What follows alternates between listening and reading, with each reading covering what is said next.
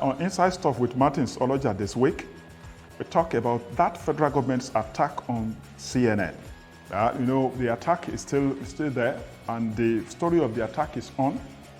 But it is curious that the federal government will be recommending that CNN should be sanctioned without saying how they should be sanctioned and by who.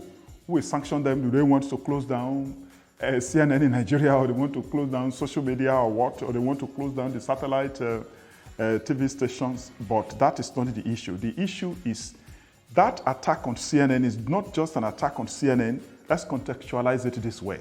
It's an attack on journalism. Journalism, we have to reiterate to people in power and office that journalism is not a crime, it's a constitutional responsibility. In our own milieu, it is in section 22 of the Constitution as amended that the journalists, that is the press, generally should hold government to account and should monitor governance of the three other arms of government. That is why we are the fourth estate of the realm. So it is not a crime. It is the same thing all over the world. CNN is part of the fourth estate of the realm in the United States, but it's a global network. And they're reporting Nigeria. Well, there's a sense in which we can say that they did better what we in Nigeria failed to do well. Yes, we have done our own. The Premium Times, for instance, has released its own investigative report, which is not particularly different from what they have done. We have published a few things here and there, but you see what would have happened to us if we had gone the way of the CNN. If they are asking for sanction, they will have closed down that station immediately. You go this way. So we are beginning to realize that we are actually not free here in Nigeria to do what we are supposed to do.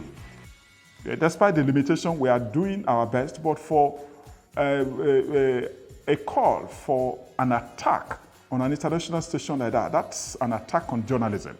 And I believe that it is not the time to attack the truth.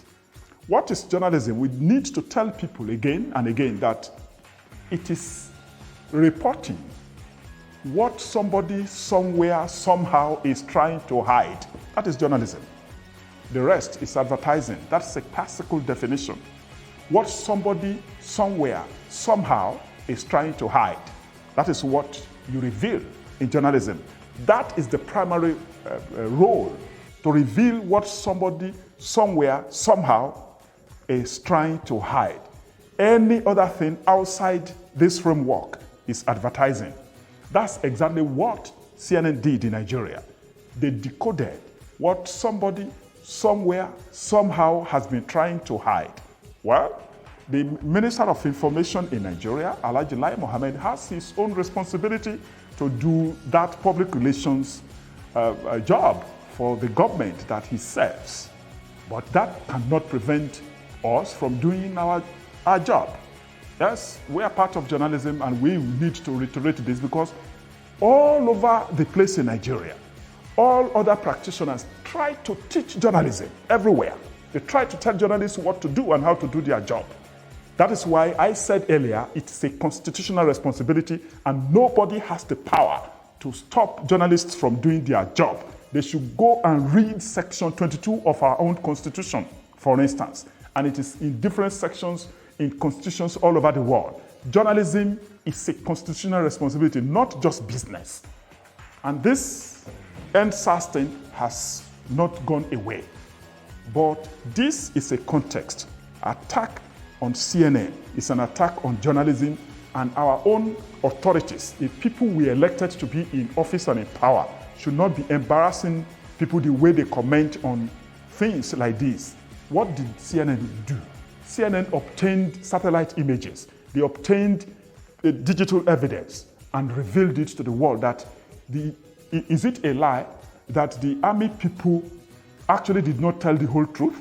In the first instance, Major General John Enenche announced to the world that what was reported earlier on 20th October 2020 was fake news.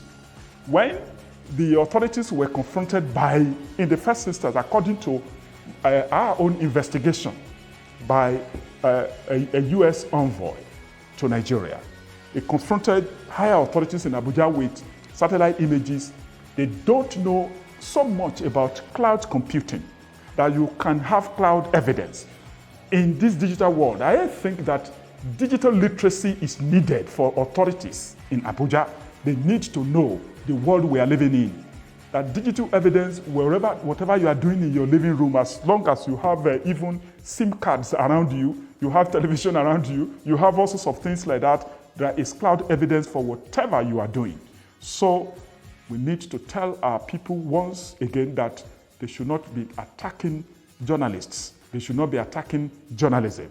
They should come out with their own evidence. The panel is still sitting on this NSAS protest. It's still sitting in Abuja, it's sitting everywhere.